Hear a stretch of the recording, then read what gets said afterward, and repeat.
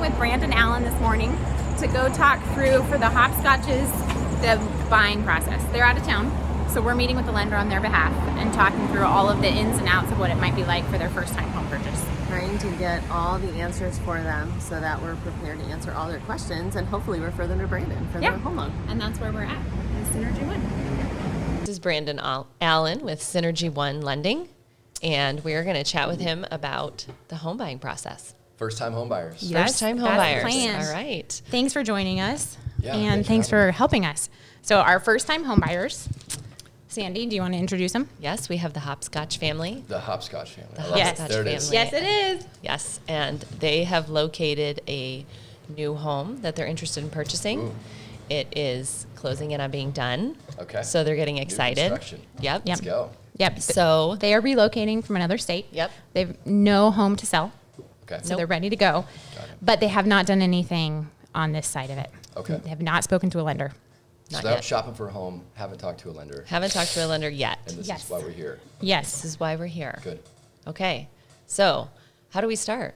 What do they need to, where do they need to start, Brandon? Yeah, I think the first most important thing to know is that there are 4 C's of I'm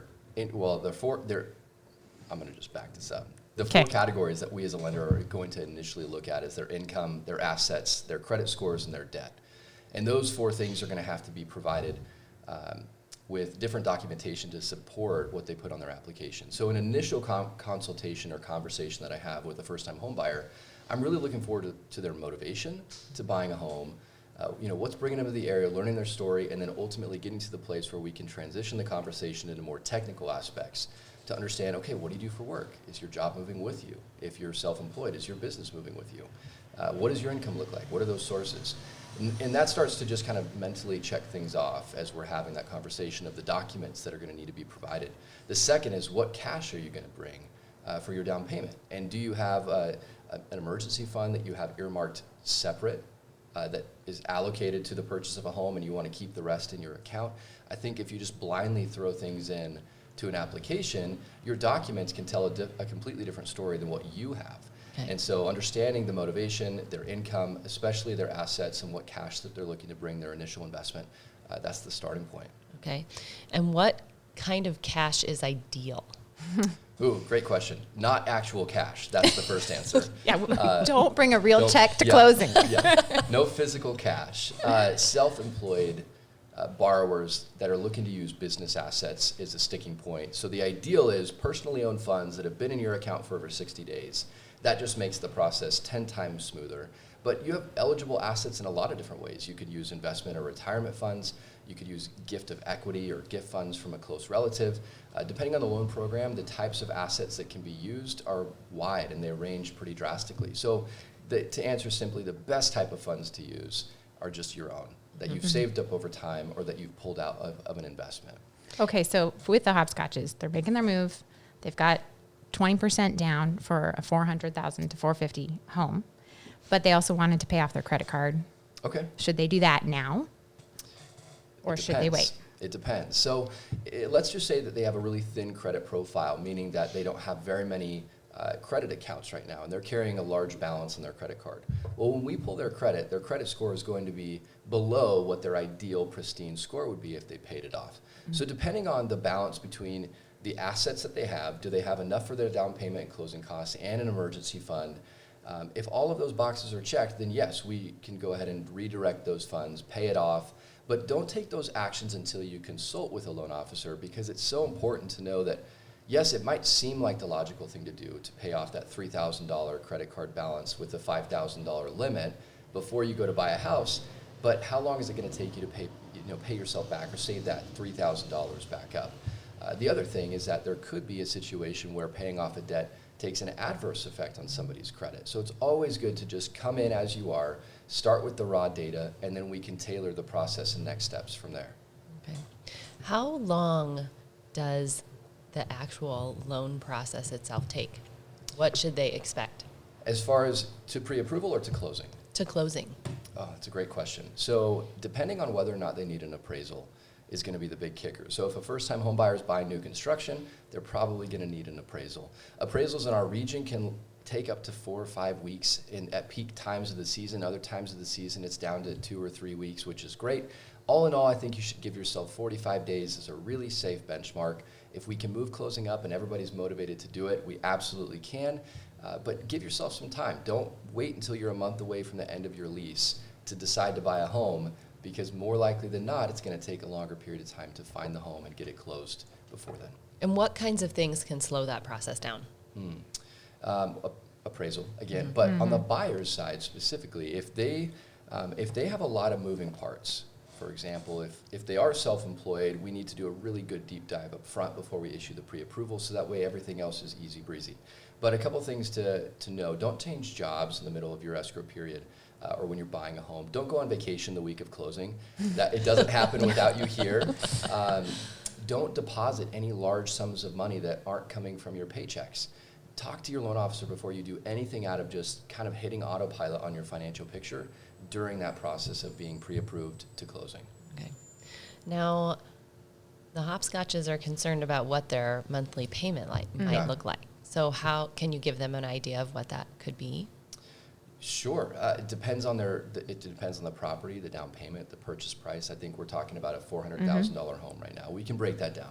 Yep. But the main thing that I want to go back to here for just a second is, if the buyers are looking to buy a home, that's great. They're not really buying the sticks and the windows and the roof shingles, right? They're buying a place to experience life, which is the part of being a realtor that I'm so envious of, because I don't get to see that part. But really, when buyers are buying a house and they're financing, they're buying a payment.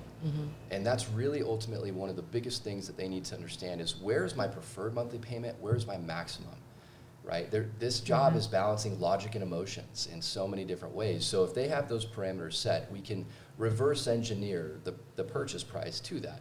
Caveat though, don't ever buy a car this way.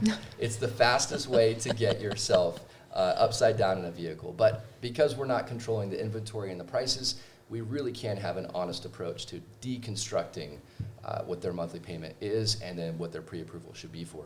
So if we're looking at a $400,000 purchase, I'm going to pull out my handy dandy calculator here.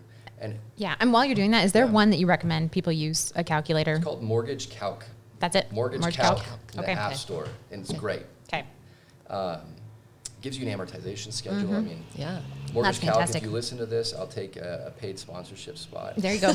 There you go. Sandy, what did you say their down payment was going to be? 20%. 20%. Okay, so a $320,000 mortgage. And let's just use an average 3.25% rate right now. So principal and interest is our starting point. This is how much money did I borrow, how long do I have to pay it back, and at what interest rate. So we're starting right off at $1,392. So just under $1,400 per month. On top of that, we need to factor in the mortgage having homeowners insurance, right, which is going to be on a new construction anywhere from $55 to $75 a month, and then the property taxes. This is where new construction gets interesting, though, is that the property taxes are going to be based upon the land value, not necessarily the improvement, which is the home. And then the title company is going to come up with their own calculations based upon the levy code and the tax rate for that particular area and assign an estimated property tax to it. Well, sometimes those can be short.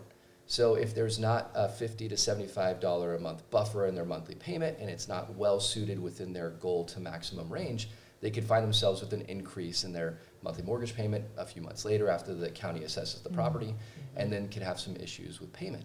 So I think making sure that, new construction alone just needs to have a little bit of buffer given there. But I think that the title companies do a good job of overestimating and end up getting an escrow refund. Now, the hopscotches are in a really good position with 20% down. They But are what in a if good you position. have somebody who comes along who doesn't have 20%? Yeah, great question. But they're well employed. All of that is Yes. super strong. Good Yeah. credit.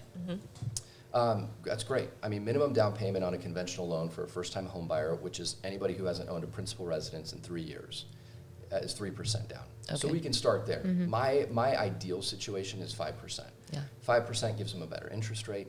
They have lower mortgage insurance fees. They're just in a much better seated position. So if a borrower is on the edge, let's say, of being a pre-approval or not, simply increasing to 5% sometimes gives Fannie and Freddie enough confidence in their financial picture to approve a higher DTI client or lower FICO score client. So they're great. And the good thing is that as down payment continues to grow, their mortgage insurance cost gets lower. So they're in a great position to be able to get into a home anywhere 3 to 5% down, and then can find a middle ground if they don't have 20. In fact, 95% of my first-time homebuyers don't come in with 20% down.